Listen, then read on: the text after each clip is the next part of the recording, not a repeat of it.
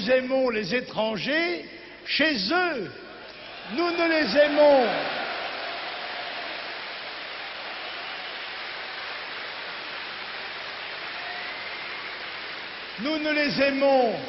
Nous ne les aimons chez nous, comme d'ailleurs nos proches parents, nos cousins ou nos voisins, que quand nous les avons expressément invités à venir.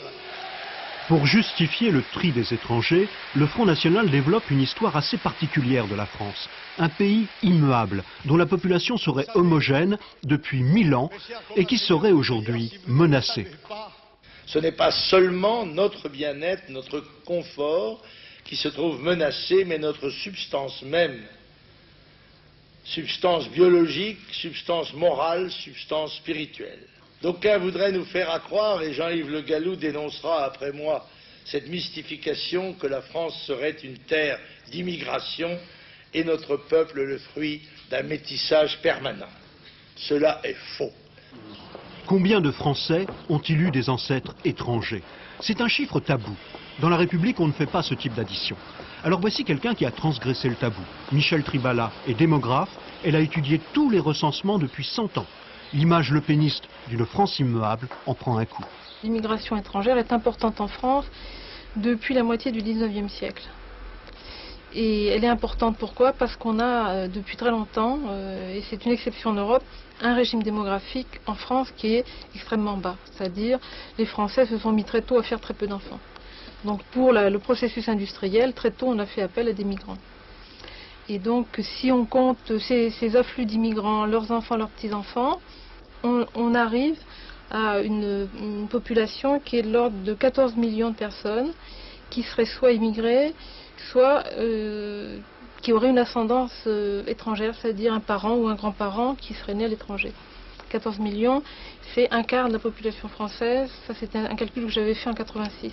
Donc vous voyez, c'est considérable, un quart. Mais Jean-Marie Le Pen brandit un autre argument. Les récentes vagues de migration constitueraient une véritable invasion, et surtout elles seraient cette fois inassimilables. C'est ce qu'il explique en accaparant la mémoire des soldats tués sur les champs de bataille. Devait-il repousser hier les armes à la main des voisins européens proches de nous par tant d'aspects pour que nous accueillions aujourd'hui avec complaisance des peuples dont tout nous sépare? Tradition, langue, coutume, religion, vision du monde. Oh, ma divine, je viens pour te chanter ce soir. Je vais partir pour la France et je ne vais plus te revoir. Ces arguments visent bien sûr l'immigration d'origine maghrébine. Pourtant, souvenons-nous, il y a eu en France d'autres grandes vagues d'immigration. Les Italiens, par exemple. Ils avaient beau être européens, catholiques, on les trouvait trop catholiques. On les appelait les cristaux. On les jugeait inassimilables. À Aigues-Mortes, en 1893, il y eut même une émeute anti-italienne. Et à Lyon, un an plus tard, c'est un terroriste italien, Caserio, qui a assassiné le président de la République, Sadi Carnot. Viens, il y a entre les Piémontais et les Espagnols qui sont chargés, mis la masse. C'est les étrangers qui viennent nous lever les peines de la bouche. L'image de l'invasion, car ils étaient très nombreux, cette image de l'invasion récurrente, employée encore aujourd'hui, s'est appliquée à eux. Et il faut y ajouter également le paramètre politique. C'est que les Italiens, entre 1880 et 1914, c'est nos ennemis potentiels. Ils sont alliés de l'Allemagne. Alors, ça se traduit par un discours tout à fait semblable. Une même image où sont mis en avant leur sous-développement, leur violence, la délinquance. Il suffit de regarder les rubriques de faits divers à Marseille dans les années 1880-1900, on trouve la même chose. Le fait également qu'ils viennent manger le pain des Français, que ce sont des briseurs de grève. Nous avons des textes sur les Italiens dans certaines régions en Lorraine où on décrit leurs nourritures infâmes et l'odeur des étrangers, l'odeur qui s'élève des baraquements d'étrangers.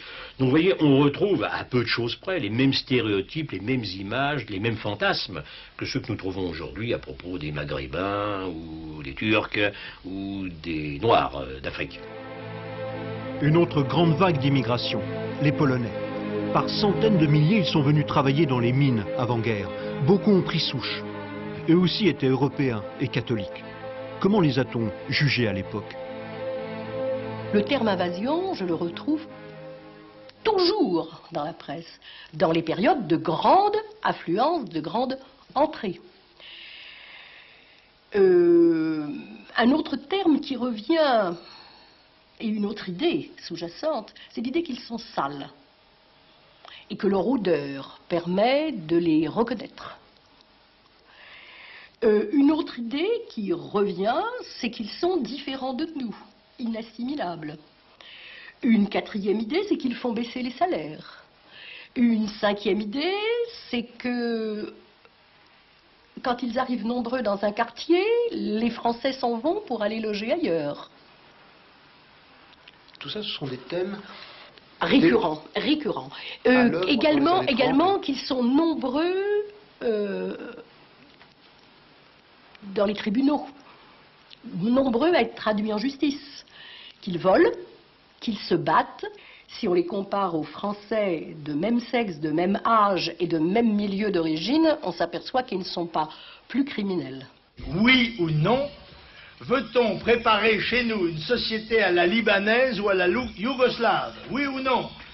Veut-on pour demain une société multiraciale dont on doit savoir qu'elle débouchera inéluctablement d'abord sur une fracture, puis sur une guerre ethnique?